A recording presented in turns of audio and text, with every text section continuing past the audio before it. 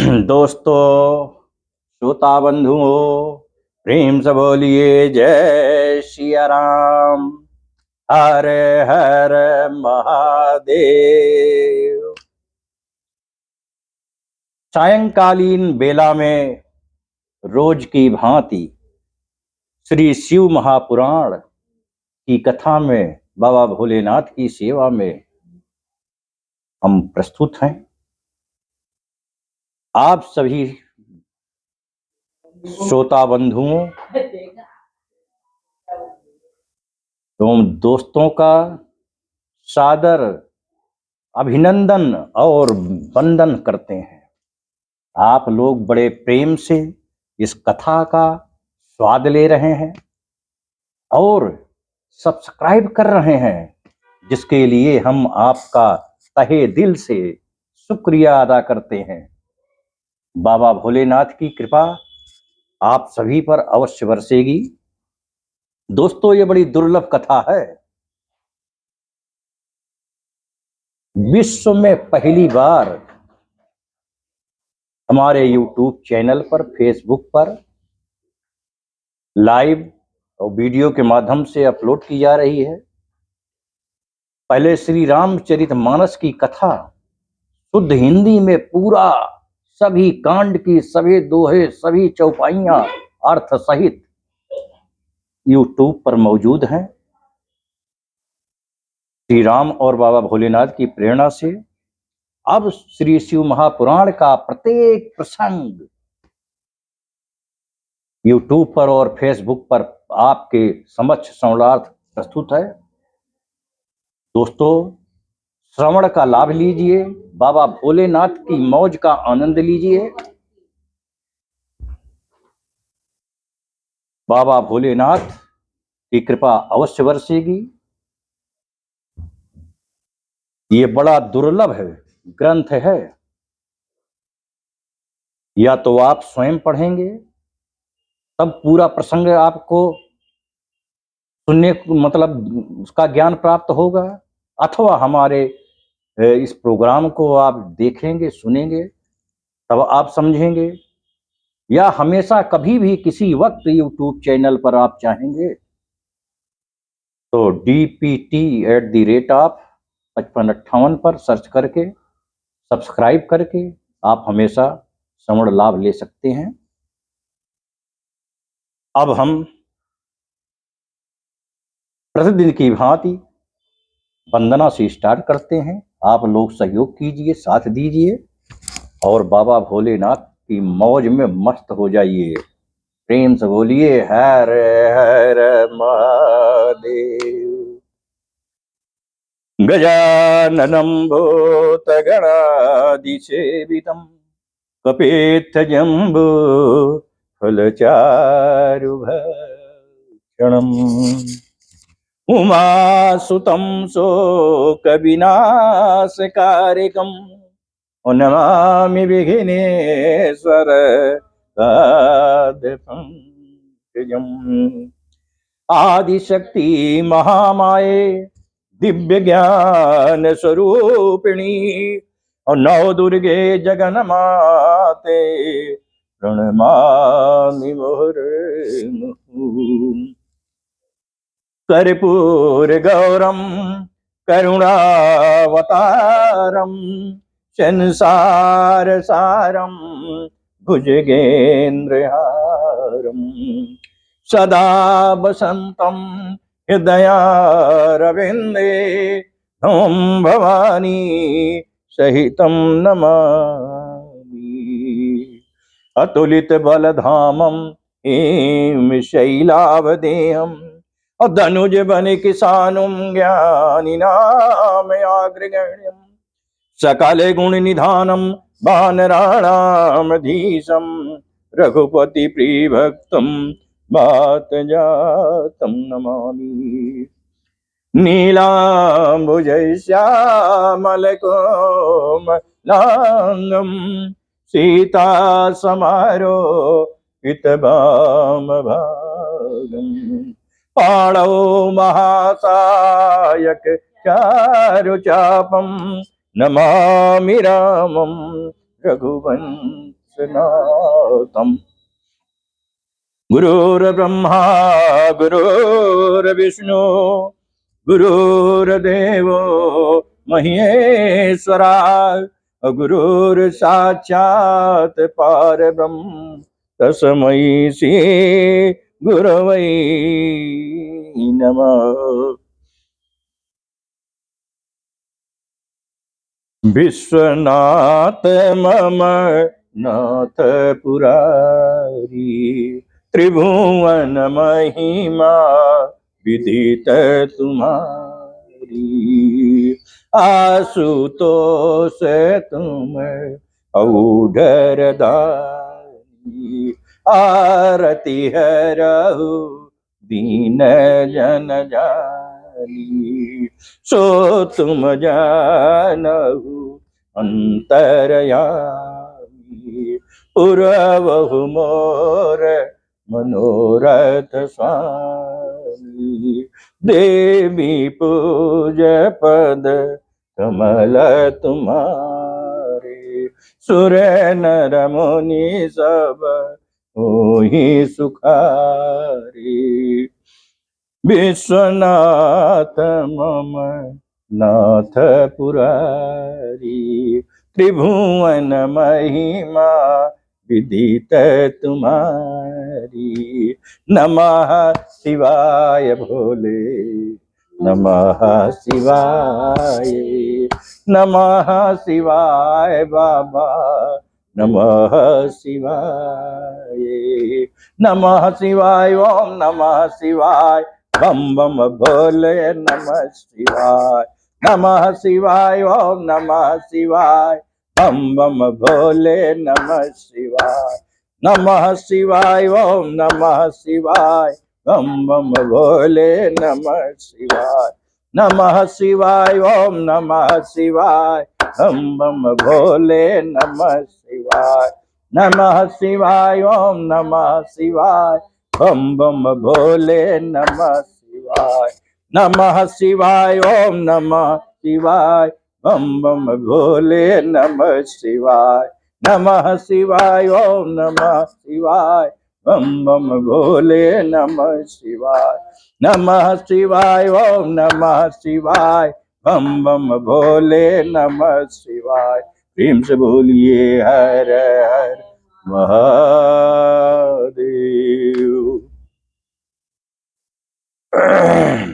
दोस्तों श्रोता बंधुओं, अब आपकी श्री शिव पुराण की कथा का पंचम युद्ध खंड का 47वां अध्याय आपके समक्ष संवाद प्रस्तुत है, जिसका आप प्रेम से आनंद लीजिए।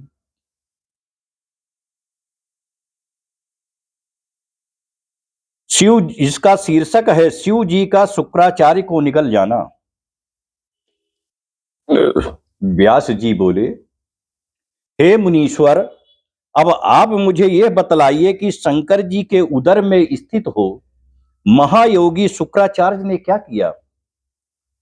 शंकर जी ने उन्हें भस्म क्यों नहीं कर दिया, या वह अपने तेज से यूं ही बच गए?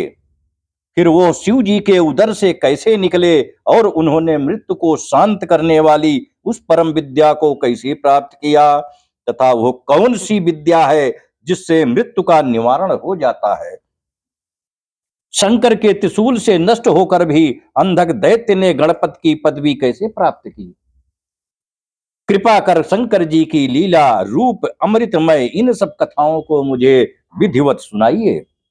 ब्रह्मा जी बोले, अमित तेजस्वी व्यास जी के ऐसा पूछने पर शंकर जी के चरणों का स्मरण करते हुए सनत कुमार जी बोले, हे व्यास जी, ये तो शंकर जी का ही प्रभाव था जो अत्यंत बलशाली दैत्यों के आगे देवताओं की विजय हुई, अन्यथा अंधक कोई साधारण दैत्य नहीं था। जब वो उस प्रकार शंकर जी से हारने लगा, तब भागकर शुक्राचार्य जी की शरण में गया और अपनी गुरु वंदना द्वारा उन्हें प्रसन्न कर दैत्यों की सर्वतोभावेन रक्षा के लिए बुला लाया। शुक्राचार्य ने आकर विद्वेष का स्मरण कर मरे हुए दैत्यों पर विद्या का प्रयोग किया। उसकी आवृत्ति करते ही दैत्य दानव अस्त्र शस्त्र ले सोते हुए की भांति एक साथ ही उठकर खड़े हुए। दैत्य सेना में जान आ देख शिव जी के गण थर्रा उठे और नंदी ने जाकर शुक्र के आगमन और उनकी विद्या के प्रयोग को शिव जी से कहकर अपनी व्याकुलता प्रकट की।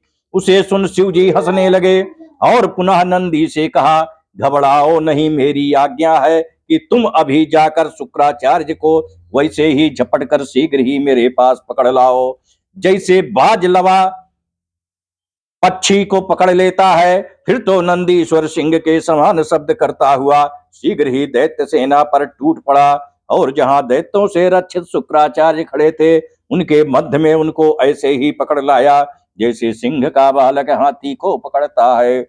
इसी प्रकार नंदी ने शुक्राचार्य का हरण किया और वस्त्रों, अस्त्रों और आभूषणों से रहित शुक्र को दैत्यों से ने नंदी से छुड़ाने की बड़ी चेष्टा की, किंतु वे ना छुड़ा सके।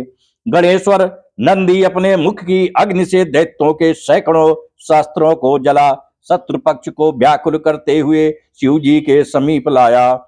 शिव जी ने उच्च स्वर से हाहाकार करते हुए शुक्र को फल के समान ही अपने मुख में रख लिया। इति श्री शिव महापुराण पंचम युद्ध खंड का 47वां अध्याय समाप्त। प्रेम से बोलिए हर हर महादेव। नमः शिवाय बाबा, नमः शिवाय, नमः शिवाय बोले, नमः शिवाय, नमः शिवाय, ओम नमः शिवाय, बम बम भोले, नमः शिवाय, नमः शिवाय, ओम नमः शिवाय, बम बम भोले, नमः शिवाय, नमः शिवाय, ओम नमः शिवाय, बम बम भोले, नमः शिवाय, नमः शिवाय, ओम नमः शिवाय, बम बम भोले, नमः शिवाय, नमः शिवाय, ओम नमः शिवाय, बम बम भोले, नमः शिवाय, नमः शिवाय, ओम नमः शिवाय, बम बम भोले, नमः शिवाय, नमः शिवाय, ओम नमः शिवाय, बम बम भोले, नमः शिवाय, नमः शिवाय, ओम नमः शिवाय, बम बम भोले, नमः शिवाय, नमः शिवाय, ओम नमः शिवाय, बम बम भोले, नमः शिवाय। प्रेम से बोलिए हर हर महादेव। 48वां अध्याय शुक्र का शिव के उदर से बाहर निकलना। व्यास जी ने पूछा, शिव जी द्वारा शुक्राचार्य के निगले जाने पर क्या हुआ तथा अंधक के महावीर दैत्य ने क्या किया? तब सनत कुमार जी बोले, जब गिरिजापति ने काव्य को निगल लिया तब दैत्य जय की आशा से हीन हो गए। उनका उत्साह जाता रहा और वे युद्ध में निष्प्राण से हो गए। तब उनको इस प्रकार हतोत्साहित होते देख दैत्यराज अंधक ने अपने को तथा अपने सभी सूरवीरों को वीरता को धिक्कारते हुए पुनः सबको उत्साहित कर देवताओं के साथ युद्ध करने की अद्भुत प्रेरणा दी। इस प्रेरणा से दैत्य सैनिक पुनः युद्ध करने लगे और दोनों दलों में भयानक मारकाट हुई। दोनों दलों की सेना मूर्छित हो गई, परंतु अंत में शिव जी के नंदी आदि देवताओं ने संपूर्ण असुरों पर विजय प्राप्त कर ली। तब अपनी सेना को चारों ओर से नष्ट हुआ देख दैत्यराज अंधक स्वयं रथ पर चढ़ शिव जी के गणों से युद्ध करने आया। उसने क्षण मात्र में ही देव सेना का भयानक संहार किया और सबके रोम रोम में बाण मार कर उन्हें बींध दिया। शंकर के पुत्र गणेश, स्कंद और नंदी तथा सोमनंदी आदि प्रधान गणों ने अंधक पर अपने त्रिशूल शक्ति और बाणों की वर्षा कर उसे अंधा सा कर दिया। उस समय दोनों सेनाओं में बड़ा कोलाहल शब्द हो रहा था, जिसे सुन शिव जी के उदर में स्थित शुक्राचार्य बाहर निकलने का बड़ा उद्योग करने लगे। उन्होंने बाहर निकलने के लिए शिव जी के शरीर में छिद्रों की बड़ी खोज की, परंतु सैकड़ों वर्ष तक सातों लोकों और पातालों में खोजने पर भी उसमें उसी प्रकार कोई छिद्र उन्हें नहीं मिला। जिस प्रकार खल पुण्य आत्माओं में दोष नहीं देख पाता, तब शुक्र शिव जी के दिए पूर्व मंत्र को जपते जपते शिव जी के वीर रूप से उनके उदर पंजर से निकल लिंग मार्ग से बाहर आए और शिव जी को प्रणाम किया। पार्वती जी ने पुत्र मान विघ्न रहित किया। तब लिंग के द्वारा वीर रूप से निकले हुए शुक्र को देखकर दया सागर शिव जी ने कहा, हे भृगु के पुत्र, जिस कारण तुम मेरे लिंग से वीर रूप में निकले हो, इस कर्म से अब आज से तुम्हारा नाम शुक्र पड़ा। अब जाओ। शुक्र ने शिव जी को प्रणाम कर उनकी स्तुति की और आज्ञा ले पुनः दैत्यों की सेना में चले आए। यह तो शुक्र के शिव जी के उदर से निकलने का वृतांत है। अब उस मंत्र को सुनो जिसे शुक्र ने शिव के उदर में जपा था। इत श्री शिव महापुराण पंचम युद्ध खंड का 48वां अध्याय समाप्त। प्रेम से बोलिए हर हर महादेव। नमः शिवाय बाबा, नमः शिवाय, नमः शिवाय भोले, नमः शिवाय, बम बम भोले, नमः शिवाय, नमः शिवाय, ओम नमः शिवाय, बम बम भोले, नमः शिवाय, नमः शिवाय, ओम नमः शिवाय, बम बम भोले, नमः शिवाय, नमः शिवाय, ओम नमः शिवाय, बम बम भोले, नमः शिवाय, नमः शिवाय, ओम नमः शिवाय, बम बम भोले, नमः शिवाय, नमः शिवाय, ओम नमः शिवाय, बम बम भोले, नमः शिवाय, नमः शिवाय, ओम नमः शिवाय, बम बम भोले, नमः शिवाय, नमः शिवाय, ओम नमः शिवाय, बम बम भोले, नमः शिवाय। प्रेम से बोलिए हरे हर महादेव। 49वां अध्याय अंधक का गणपत्य वृत्तांत।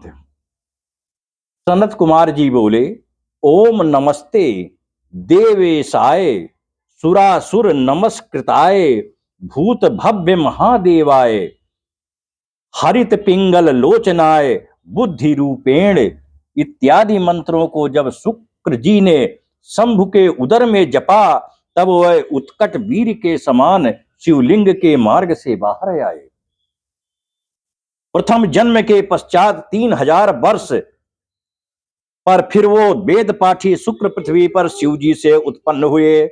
उधर अंधक शिव जी के त्रिशूल पर सूखते हुए शिव जी की 108 परम मूर्तियों का ध्यान करता हुआ उनकी स्तुति कर रहा था। इससे शिव जी ने प्रसन्न हो उसे सब प्रकार के भय से मुक्त कर दिव्य अमृत की वर्षा से उसमें प्राण संचार कर त्रिशूल से उतार कर दिव्य अमृत की वर्षा में उसमें प्राण संचार करते त्रिशूल से उतार उसका अभिषेक किया और कहा कि मैं तेरी अंतिम भक्ति से प्रसन्न हूं, वर मांग। अंधक हाथ जोड़ कांपता हुआ शिव जी की अनेक स्तुति कर अपने पूर्व अपराधों के लिए उनसे क्षमा मांगते हुए माता पिता रूप शिव पार्वती की कृपा भक्ति मांगने लगा। शिव जी चुप रहे, वो भी मौन हो शिव पार्वती के ध्यान में मग्न हो गया। शिव जी ने उस पर प्रसन्नता की दृष्टि डाली, उसे अपने अद्भुत जन्म का पूर्व वृतांत स्मरण हो आया। उसके मनोरथ पूर्ण हो गए। वो अपने माता पिता को प्रणाम कर कृत्य हो गया। बुद्धिमान शिव तथा पार्वती जी ने उसके मस्तक को सूंघा।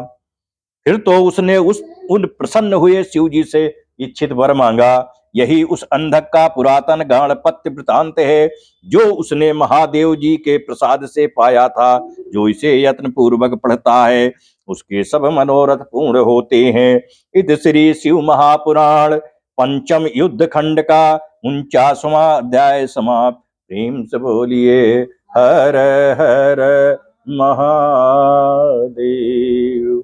नमः शिवाय बाबा, नमः शिवाय, नमः शिवाय भोले, नमः शिवाय, नमः शिवाय, ओम नमः शिवाय, बम बम भोले, नमः शिवाय, नमः शिवाय, ओम नमः शिवाय, बम बम भोले, नमः शिवाय, नमः शिवाय, ओम नमः शिवाय, बम बम भोले नमः शिवाय, नमः शिवाय, ओम नमः शिवाय, बम बम भोले नमः शिवाय, नमः शिवाय, ओम नमः शिवाय, बम बम भोले नमः शिवाय, नमः शिवाय, ओम नमः शिवाय, बम बम भोले नमः शिवाय। प्रेम से बोलिए हर हर महादेव। 50वां अध्याय। शिव जी द्वारा शुक्र को मृत संजीवनी विद्या की प्राप्ति का वर्णन। सनत कुमार जी बोले, हे व्यास जी, अब शुक्र मुनि ने मृत्यु संजीवनी विद्या कैसे प्राप्त की थी वह वृतांत सुनो। पहले भार्गव शुक्राचार्य वाराणसी नामक नगरी में जाकर प्रभु विश्वनाथ का ध्यान करते हुए बहुत समय तक तप करने लगे। वहां उन्होंने शिव का ज्योतिर्लिंग स्थापित कर उनके आगे सुंदर एक रमणीक कूप खुदवाया और एक द्रोण अर्थात 32 शेर पंचामृत से शिव जी को लाख बार स्नान कराकर सुगंधित द्रव्यों से स्नान कराया। इस प्रकार अनेक मनोहर पत्रों तथा सुंदर कमलों से उन्होंने सावधान चित्त हो शिव जी की पूजा की। फिर नित्य गीत उपहारों तथा स्तुति पूर्वक शिव सहस्त्र नाम तथा और भी स्तोत्रों से शिव जी को संतुष्ट किया। इसी प्रकार शुक्र जी 5000 वर्ष तक अनेकों प्रकार से शिव जी की पूजा करते रहे, परंतु जब इतने पर भी शिव जी ने उन्हें कुछ वर नहीं दिया तो शुक्र ने अत्यंत ही कठिन दूसरे नियमों को ग्रहण कर लिया और भावना रूपी जल से अत्यंत चंचल चित्त को शुद्ध करने लगे। इस प्रकार चित्त को शुद्ध कर उन्होंने शिवार्पण किया और हजारों वर्ष तक कण और धूप पान करते रहे। तब शिव जी प्रसन्न हो वहां प्रकट हुए और शुक्र से बोले, हे तपोनिधि भृगु के पुत्र, मैं तुम्हारे इस तप से बड़ा प्रसन्न हुआ हूँ। तुम्हारी जो इच्छा हो वर मांगो, मैं बड़े प्रेम से तुम्हें वो सब दूंगा। तुमको देने के लिए कुछ भी अदेय नहीं है।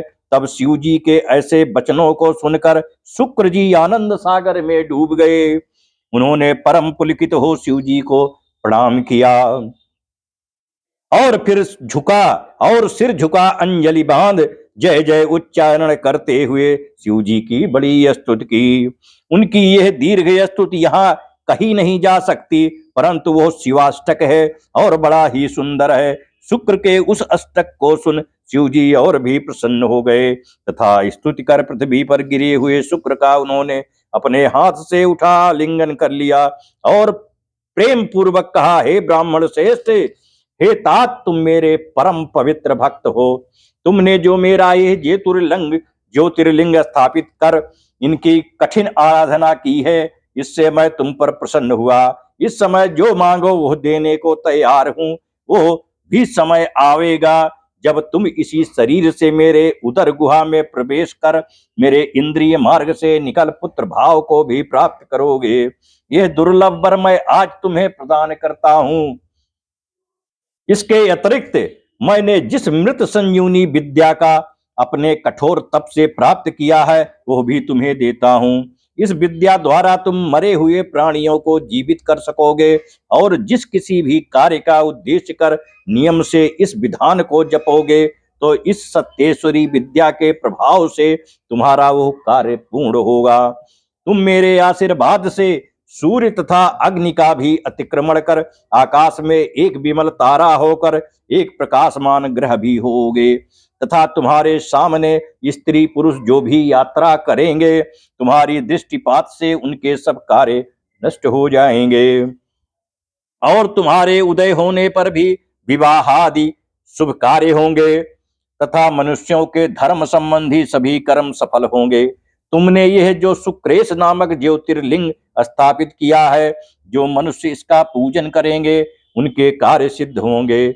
शुक्र को इस प्रकार के वर दे भगवान शिव उस पार्थिव लिंग में लय हो गए। हे व्यास जी, शुक्र ने जिस प्रकार यह मृत्युंजय नामक विद्या प्राप्त की वो मैंने तुम्हें कह सुनाई। अब इसके आगे और क्या सुनना चाहते हो? इत श्री शिव महापुराण पंचम युद्ध खंड का 50वां अध्याय समाप्त। प्रेम से बोलिए हरे हरे महादेव। नमः शिवाय बाबा, नमः शिवाय, नमः शिवाय भोले, नमः शिवाय, नमः शिवाय, ओम नमः शिवाय, बम बम भोले नमः शिवाय, नमः शिवाय, ओम नमः शिवाय, बम बम भोले नमः शिवाय, नमः शिवाय, ओम नमः शिवाय, बम बम भोले नमः शिवाय, नमः शिवाय, ओम नमः शिवाय, बम बम भोले नमः शिवाय, नमः शिवाय, ओम नमः शिवाय, बम बम भोले नमः शिवाय, नमः शिवाय, ओम नमः शिवाय, हर हर भोले नमः शिवाय, बम बम भोले नमः शिवाय, नमः शिवाय, ओम नमः शिवाय, बम बम भोले नमः शिवाय, नमः शिवाय, ओम नमः शिवाय, बम बम भोले नमः शिवाय, नमः शिवाय, ओम नमः शिवाय, बम बम भोले नमः शिवाय, नमः शिवाय, ओम नमः शिवाय, बम बम भोले नमः शिवाय, नमः शिवाय, ओम नमः शिवाय, बम बम भोले नमः शिवाय। प्रेम से बोलिए हर हर महादेव। 51वां अध्याय, इसका शीर्षक है बाणासुर आख्यान से युक्त उषा चरित आरंभ। बाणासुर आख्यान से युक्त उषा चरित्र आरंभ। व्यास जी बोले, हे सर्वज्ञ सनत कुमार जी, यह तो शिवानुग्रह की बड़ी अद्भुत कथा आपने सुनाई। अब कृपा कर आप मुझे वो कथा सुनाइए जिसमें शिव जी ने बाणासुर को गणपति पद प्रदान किया था। सनत कुमार जी बोले, इस चरित्र में तो महाप्रभु शंकर की बाणासुर पर कृपा भी और भगवान शिव की कृष्ण जी के साथ युद्ध भी है। अब तुम अपने पवित्र मन और कानों से शिवलीला युक्त उस सुंदर इतिहास का श्रवण करो। ब्रह्मा जी के ज्येष्ठ पुत्र मारीच एक श्रेष्ठ प्रजापति हो चुके हैं, जिनके पुत्र महामुनि कश्यप जी ब्रह्मा के बड़े भक्त और सृष्टि के बढ़ाने वाले हुए।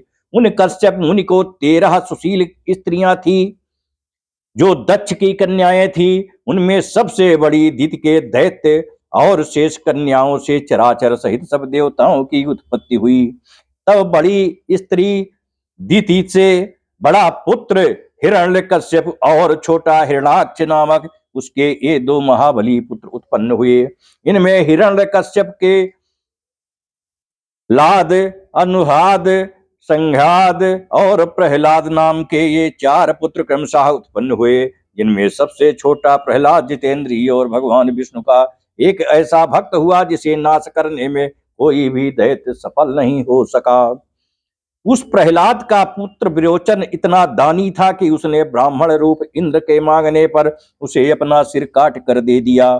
फिर उसका पुत्र बलि भी बड़ा दानी हुआ, जिसने वामन अवतारी भगवान विष्णु के मांगने पर उन्हें सारी पृथ्वी दान कर दी।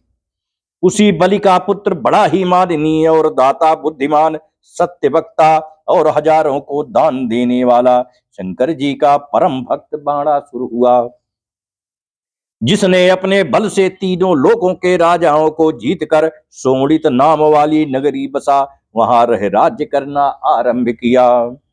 शिव जी की कृपा से सभी देवता उनके दास हो गए। उसके राज्य में देवताओं को छोड़ कोई भी प्रजा दुखी नहीं थी, परंतु देवता अन्य धर्मावलंबी थे, इससे उससे शत्रुता करते और दुखी रहते। एक समय महादैत्य ने अपनी 1000 भुजाओं के वाद्य से तांडव नृत्य कर शंकर जी को प्रसन्न किया। शंकर जी ने उस पर दया दृष्टि की और उसे वरदान देने आए। बलि पुत्र बाणासुर ने परमेश्वर शंकर जी को भक्ति से प्रणाम कर उन्हें उनके गणों सहित अपने पास निवास करने का वर मांगा। भक्त वत्सल शंकर जी उसे यह वर दे अपने गणों तथा पुत्रों सहित प्रेम पूर्वक उसके पास निवास करने लगे। एक समय शिव जी ने उसकी उस सोमड़ितपुर नगरी के तट पर बहती हुई नदी के किनारे देवताओं तथा दैत्यों सहित क्रीड़ा आरंभ की, जिसमें गंधर्वों और अप्सराओं ने नृत्य गान किया और मुनियों ने आकर शिव जी को प्रणाम कर उनकी पूजा और स्तुति की और उनकी जय जयकार कर प्रसन्नता प्राप्त की। शिव जी सब देवताओं और सिद्धों की जल क्रीड़ा देखने लगे। मिलेच्छों और कुमारियों का हास हो गया और चंडिकादि देवियों ने आकर सबका भय नष्ट कर दिया। शंकर जी के भक्तों के सांसारिक दोष दूर हो गए तथा सारी प्रजा में शिव दर्शन से आनंद छा गया। पश्चात शिव जी भी क्रीड़ा विहार में उन्मत्त हो गए और नंदीसर को भेज कैलाश से सिंगार युक्ता पार्वती जी को बुलवा भेजा। पतिव्रता पार्वती जी शीघ्र ही सिंगार कर शंकर जी के पास आने का उपक्रम करने लगी। इधर पार्वती के आने के पहले ही शंकर को उनके लिए अत्यंत उत्कंठा को देखकर अप्सराओं ने यह विचार किया कि इस समय जो शंकर जी के पास पहले ही उनसे जल विहार करने में अनुरक्त हो जाए तो उसे शिव जी सब स्त्रियों में दिव्य और रानी बना देंगे। इससे बाणासुर की पुत्री उषा ने शिव जी को स्पर्श करने का उत्साह किया और पार्वती का रूप धारण कर लिया। इतने में पार्वती जी भी आ गईं। उन्होंने आते ही बाणासुर की पुत्री उषा का स्वभाव जान लिया। तब गिरिजा ने उषा से कहा, तुमने मेरा रूप क्यों धारण कर लिया है?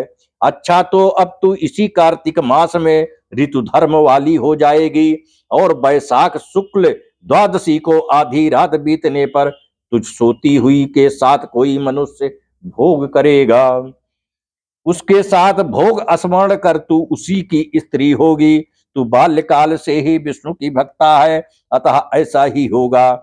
उससे ऐसा कह देवी पार्वती शिव के पास जा क्रीड़ा करने लगी। पश्चात शिव जी वहां से अंतर्ध्यान हो गए। इत श्री शिव महापुराण पंचम युद्ध खंड का 91वां अध्याय समाप्त। प्रेम से बोलिए हरे हरे महादेव। नमः शिवाय बाबा, नमः शिवाय, नमः शिवाय बोले, नमः शिवाय, नमः शिवाय, ओम नमः शिवाय, बम बम भोले नमः शिवाय, नमः शिवाय, ओम नमः शिवाय, बम बम भोले नमः शिवाय, नमः शिवाय, ओम नमः शिवाय, बम बम भोले नमः शिवाय, नमः शिवाय, ओम नमः शिवाय, बम बम भोले नमः शिवाय, नमः शिवाय, ओम नमः शिवाय, बम बम भोले नमः शिवाय। प्रेम से बोलिए हर हर महादेव। अब 52वां अध्याय प्रस्तुत है, जिसका शीर्षक है उषा चरित्र वर्णन। सनत कुमार जी बोले, एक समय प्रारब्ध दोष से गर्भित बाणासुर ने जब तांडव नृत्य करके शिव जी को संतुष्ट किया तो उन्हें पार्वती सहित शिव जी को प्रसन्न हुआ जानकर कंधों को झुका हाथ जोड़ बोला कि हे महादेव जी, आपके आशीर्वाद से ही मैं इतना बली हुआ हूँ, इसलिए आप मेरा ये वचन सुने।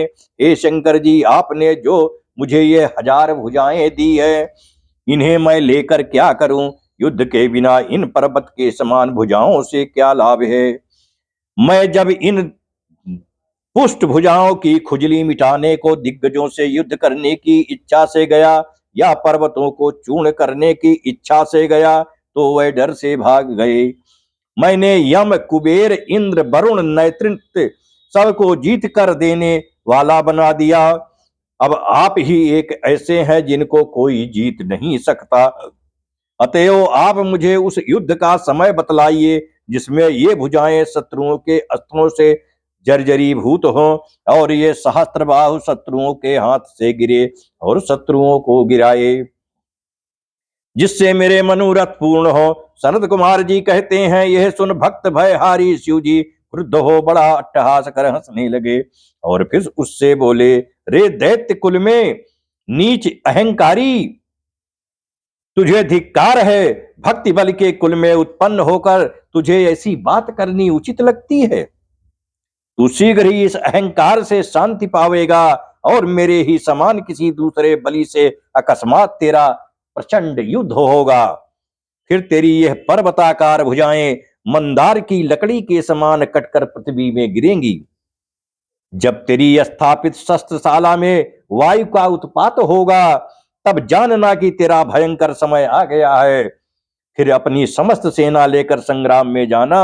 अब तू उस घर में जा जहां शिवजी विद्यमान हैं। ऐसा कहकर भक्तों पर दया करने वाले शंकर जी मौन हो गए। यह सुन बाणासुर ने दिव्य पुष्पों से शंकर जी की पूजा कर उन्हें प्रणाम किया और पुनः अपने घर आया। फिर कुंभांड से सब वृत्तांत कहे उस समय की प्रतीक्षा करने लगा। एक समय दयो योग से बाणासुर अपनी ध्वजा को स्वयं भग्न हुआ देख प्रसन्न हो युद्ध करने चला। उसकी समस्त सेना उसके साथ हुई। वो देखने लगा कि मुझसे कौन रण पारंगत योद्धा कहां से युद्ध करने आवेगा। भला ऐसा कौन है जो मेरी इन 1000 भुजाओं को आकर काष्ठ के समान काटेगा। इसी समय शिव प्रेरित काल वहां आ पहुंचा, जहां बाणासुर की पुत्री सुंदर वेश बनाए खड़ी थी। बैसाख का महीना था, जब वो रात्रि में विष्णु की पूजा कर स्त्री भाव में प्राप्त गुप्त अंतःपुर में सो रही थी। तब दिव्य माया के वशीभूत तथा अनाथ के समान सोई हुई उस कन्या के पार्वती जी के भेजे हुए कृष्ण के पौत्र ने जाकर उसके साथ बलात्कार से भोग किया और पुनः द्वारिका चला आया। तब अपने को दूषित हुई जान वो अपनी सखियों को कुबाच्य कहकर शरीर त्यागने लगी। इस पर कुंभांड पुत्री चित्रलेखा ने जो उसे उसकी पूर्व कथा सुनाई, तो वह फिर अपने उसी गुप्त पति को प्राप्त करने का उपाय सोचने लग गई। चित्रलेखा ने समझा बुझाकर उसे मरने से बचाया और उसकी रक्षा हो गई।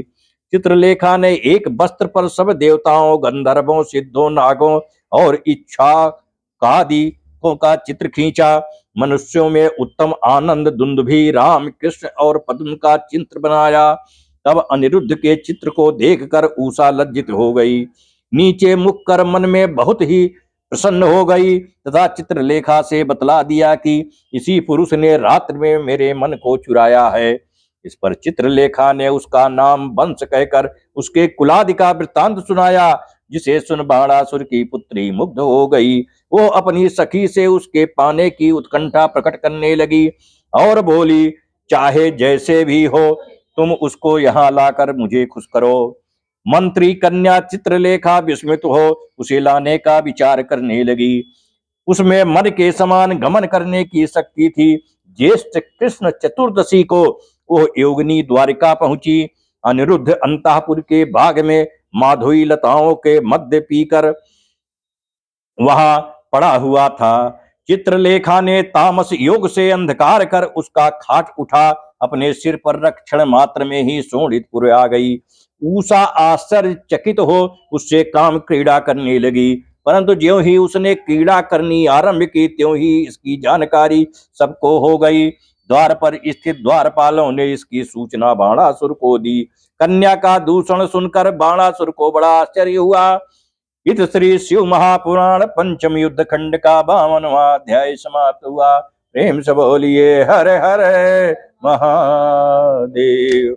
नमः शिवाय बाबा, नमः शिवाय, नमः शिवाय बोले, नमः शिवाय, नमः शिवाय, ओम नमः शिवाय, बम बम भोले, नमः शिवाय, नमः शिवाय, ओम नमः शिवाय, बम बम भोले, नमः शिवाय, नमः शिवाय, ओम नमः शिवाय, बम बम भोले, नमः शिवाय, नमः शिवाय, ओम नमः शिवाय, बम बम भोले, नमः शिवाय, नमः शिवाय, ओम नमः शिवाय, बम बम भोले, नमः शिवाय, नमः शिवाय, ओम नमः शिवाय, बम बम भोले, नमः शिवाय, नमः शिवाय, ओम नमः शिवाय, बम बम भोले, नमः शिवाय, नमः शिवाय, ओम नमः शिवाय, बम बम भोले, नमः शिवाय, नमः शिवाय, ओम नमः शिवाय, बम बम भोले नमः शिवाय, नमः शिवाय, ओम नमः शिवाय, बम बम भोले नमः शिवाय। प्रेम से बोलिए हर हर महादेव। आज की सायंकालीन कथा यहीं पर विश्राम ले रही है। आइए हम लोग आरती करते हैं बाबा भोलेनाथ की।